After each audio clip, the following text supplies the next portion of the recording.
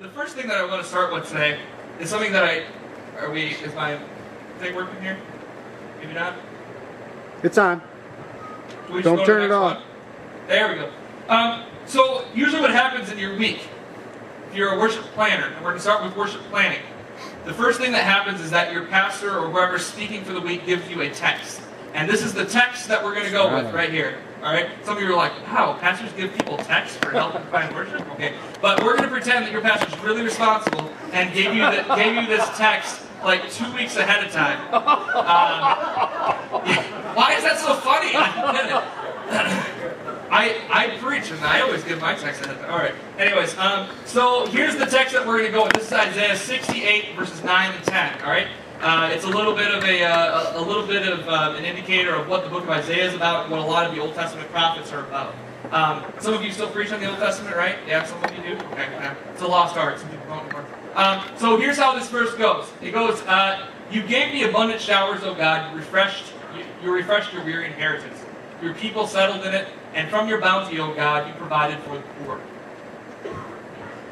I would like you, in your teams, who you're supposed to be sitting with, turn around to each other and kind of brainstorm. Have a brainstorming session. Pretend you're sitting around at Starbucks, you're sitting around a table, you're sipping some coffee, and you know that your pastor's giving you this text. I want you to come up with 4 or 5 creative things that you could do in your service. Now, these things could be songs that fit this text. They could be a drama. They could be something that you could do with your worship environment. They could be something that you could do with media or with audio.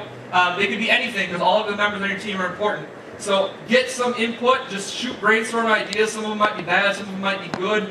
Somebody shoots a bad one, just slap on the side of the head, say come up with a better one. Get with your teams and say we're going to come up with 4 or 5 solid ideas for what we can do in a worship service with this text. Go. What did you kind of decide was the theme of this passage? What was kind of the thing that you're going to work for in your planning? God's provision. Okay. Anything else? Nobody else had any sort of concept of what theme this first brought about? Refreshment, okay? Bounty, I heard. Alright, so anybody with those themes, what were some creative ideas that you came up with that might push the creative edge? What are some things that you said might fit in the service? Somebody raise your hand so that I can actually call on you. Yeah? Quiet time, those that wait upon the Lord play singularly by a cello while everyone else just contemplates who God is and their physical. Okay, alright. So you're dealing with refreshment in the sense of we're going to create a space of refreshment and let people kind of refresh their spirits that way. Anybody else?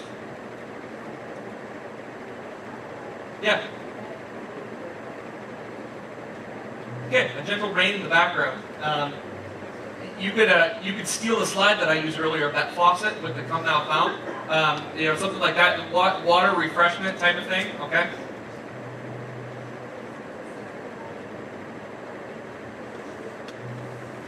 Okay, so you could actually take this service to the streets, or talk about homelessness, or talk about some sort of social justice issue with the poor. Okay? Anybody else? This side's pretty silent here. The creativity kind of seems to be ending right about here. Water slide.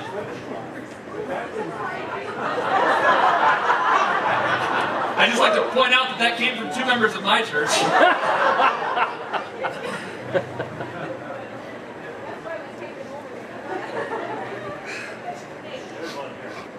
Yeah.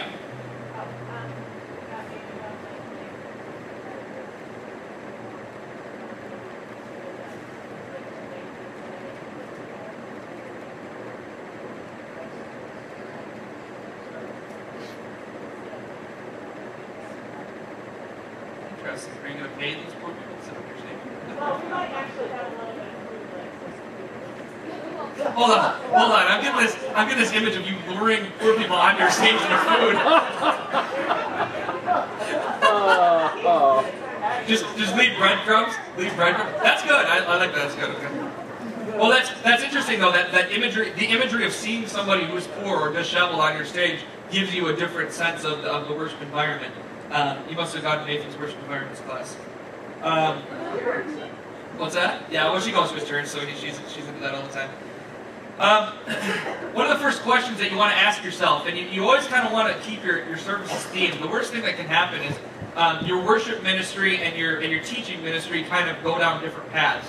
Okay, now there's only a couple ways to really remedy this, and the first one is that you need to get in contact with whoever's doing your teaching.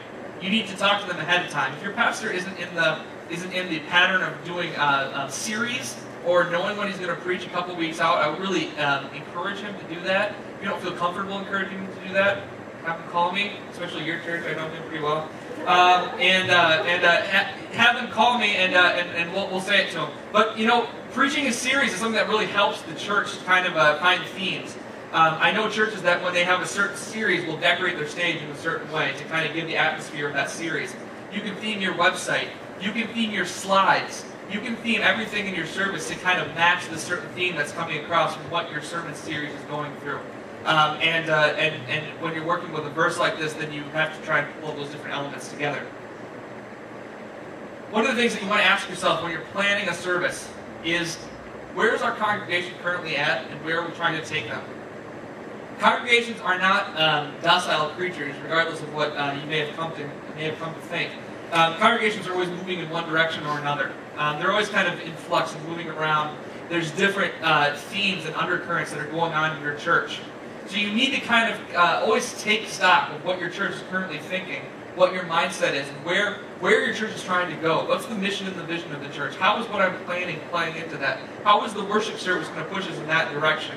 Is what we're doing in step with what the teacher, with the preacher, the teacher is teaching, and is it in step with what our church is trying to do? That's the kind of things you're trying to do when you're planning. And then the one other thing that I want to bring to you, and I spoke about a little bit this morning, how do you keep your artistic integrity? Now, if I had this verse, it would be very, very easy for me to just pick a couple songs, like It Is Well With My Soul, Come Thou Fount.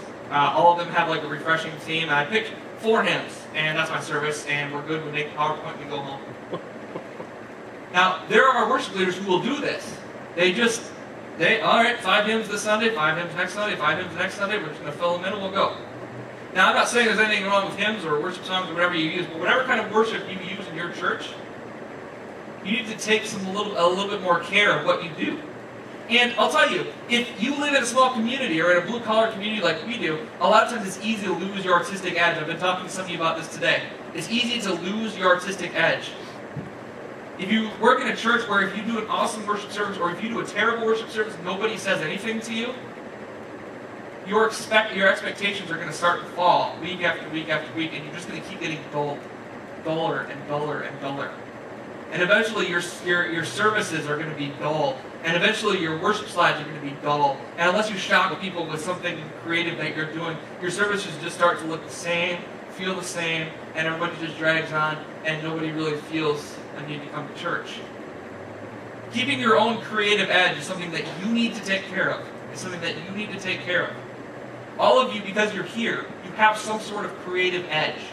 Either you're creative in your music, or you're creative in your vocals, or you're creative in your media, or in your sound, or in your environment creation. You are creative in some way. And even if you're just here because somebody made you come here, I guarantee you have some sort of creative bone in you. And if you don't keep honing that creative artistic edge, you're going to continue to lose it. You're going to continue to be dull, and you're going to continue to make more and more bland products. Well, here's what we're going to do.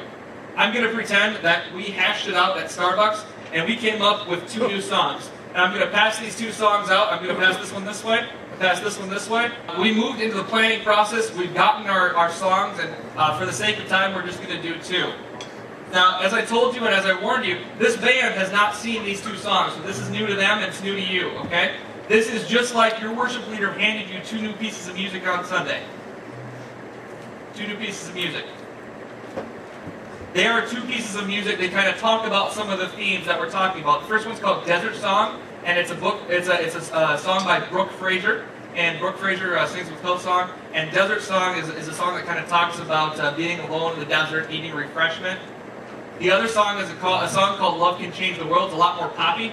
It moves around a lot more, and it kind of has to do with helping the poor.